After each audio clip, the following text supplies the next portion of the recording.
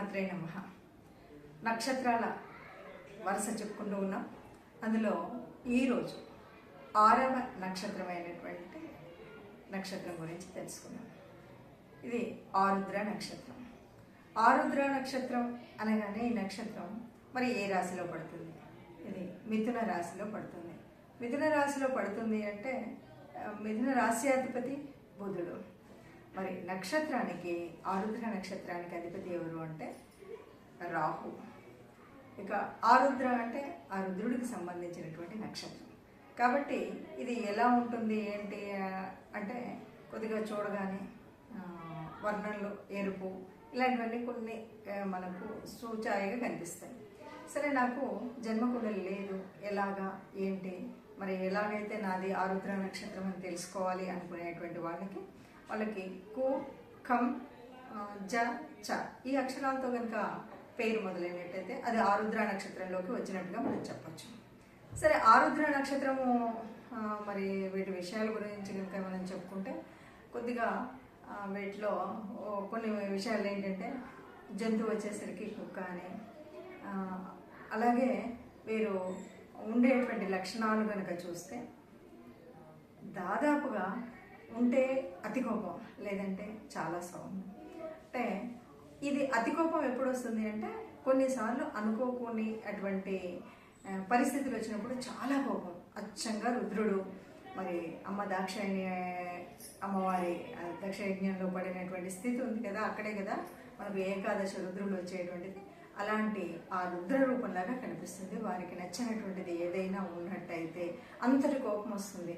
కానీ మామూలప్పుడు బోలాశంకరుడు ఎలానో వీరు అలాగే ఉంటారు. మంచి స్నేహితులు ఉంటారు, అందరితో సరదాగా మాట్లాడుతూ ఉంటారు. అందుకని ఎక్కువ మంది స్నేహితులు కూడా ఉంటారు.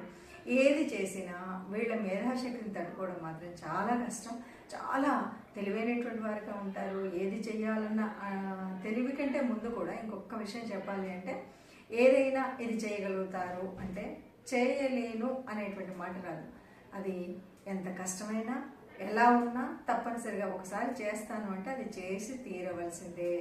అలాగే ఏ పనినైనా తన చేతి మీదకి తీసుకున్నారు అంటే చేయవలసిందే. కానీ వీరు పనిచేసేటప్పుడు ఎక్కువగా ఎవరి కింద ఉండి పనిచేసేటువంటి పనులను అంతగా ఇష్టపడరు. కానీ అప్పుడప్పుడు చేయవలసి వస్తుంది. అలా చేసిన అతి కొలది కాలంలోనే మళ్ళీ వాళ్ళు సొంత పనులను చేయడం అనేటువంటిది చేస్తారు.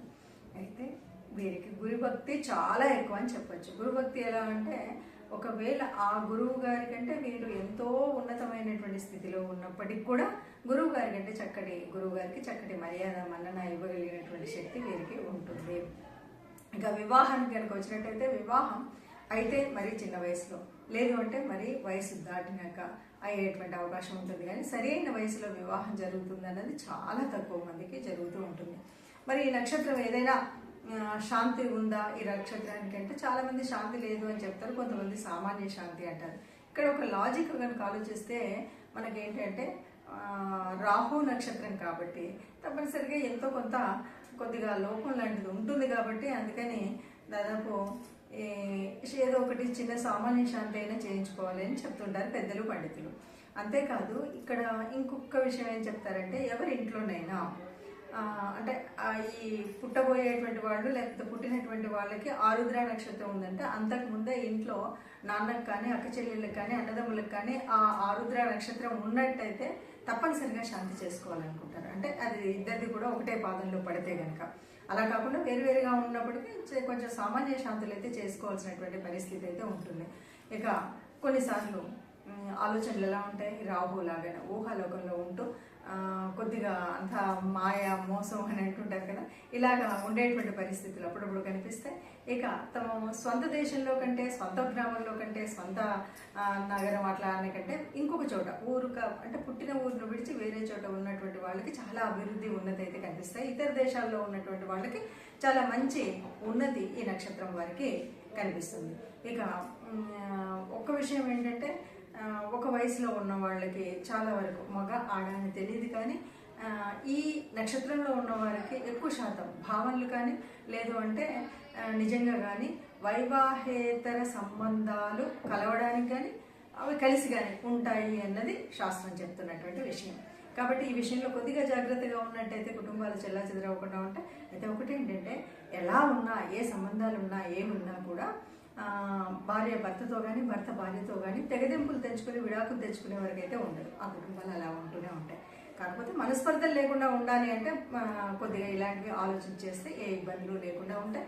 అయితే ఎవరిది అయినా వేరే వారి పని తమకు ఇచ్చినట్టయితే, అంటే పని చేసిన ఏదైనా సహాయం అడిగితే దాదాపుగా ఎలా ఉంటుంది అంటే, వీరికి ఎంత కష్టమైనా ఏదైనా సరే ఆ పని చేయడానికి సిద్ధమవుతారనమాట. ఇక తెలివితేటలు చాలా అపారమనే చెప్పాలి. ఎందుకంటే బుధుడితో రాహు కలిశాడు. బుధుడు అంటేనే తెలివి, ఇక వ్యాపారము, ఇవన్నీ ముఖ్యంగా వీరు ఎంచుకునేటువంటి వృత్తులలో వ్యాపారం అయితే చాలా అభివృద్ధి చెందేలాగా ఉంటుంది. అలాగే మాట తీరులో ఎక్కువగా ఉంటుంది కాబట్టి మాట్లాడేటువంటి ఉద్యోగాలు, లాయర్కి సంబంధించినటువంటి ఉద్యోగాల్లో బాగా ఎక్కువగా రాణించేటువంటి పరిస్థితి ఉంటుంది. అయితే ఇంకొక విషయం ఏంటంటే, వీరికి ఉంటే చిన్నప్పుడు అంటే ఒక 10 సంవత్సరాలు మంచి ఉన్నతిలో ఉండి మళ్ళీ కొద్దిగా డౌన్గా ఉండి మళ్ళీ ఉన్నతిలో ఉంటారు. ఇంకా కొంతమంది ఎలా ఉంటుందంటే, ఈ నక్షత్రంలో పుట్టినటువంటి వారు చిన్నప్పుడు పుట్టుకతోనే భోగభాగ్యాలతో పుట్టి తర్వాత కొద్దిగా కష్టాలు అనుభవించి తర్వాత మళ్ళీ యథాస్థితికి వస్తారు. అయితే ఒకటి ఏంటంటే, ఎత్తు పల్లాలు ఉంటాయని చెప్పొచ్చు. అంటే ఎప్పుడూ సుఖ జీవనంలోనో ఎప్పుడూ నష్టంలోనో ఉంటారని కాదు. సుఖం తర్వాత దుఃఖం, దుఃఖం తర్వాత సుఖం అన్నట్టుగా సుఖ దుఃఖాలు అనేటువంటివి కొద్దిగా అటు ఇటుగానే ఉంటాయని చెప్పొచ్చు. అటు ఇటు అంటే ఉన్నత స్థాయిలోకి వెళ్తారు, మళ్ళీ కిందికి రావాల్సినటువంటి పరిస్థితి ఉంటుంది. ఇదండి ఆరుద్ర నక్షత్రానికి సంబంధించింది. దాదాపు శివుడికి సంబంధించినటువంటి స్థితి ఎలా ఉంటుందో అలాగే ఉంటుంది.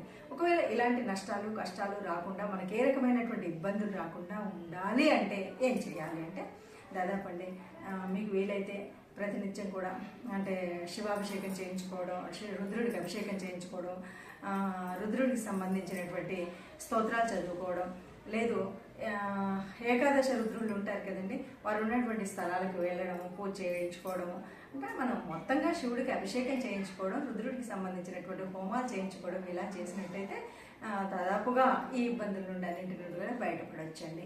ఇదండి ఈ నక్షత్రం గురించినటువంటి వివరాలు. ఒకవేళ మీది ఈ నక్షత్రం అయినట్టయితే నేను చెప్పినంత వరకు మీకు నిజమే అనిపిస్తే కామెంట్ పెట్టండి. ఇలా కాదు, ఇలా జరగలేదు అంటే కూడా కామెంట్ రూపంలో తెలియజేయండి. నిజంగా ఇందులో ఉన్నటువంటి నిజమే అనిపిస్తే తప్పనిసరిగా కామెంట్ రూపంలో పెట్టండి. లైక్ చేయండి, షేర్ చేయండి. నమస్తే.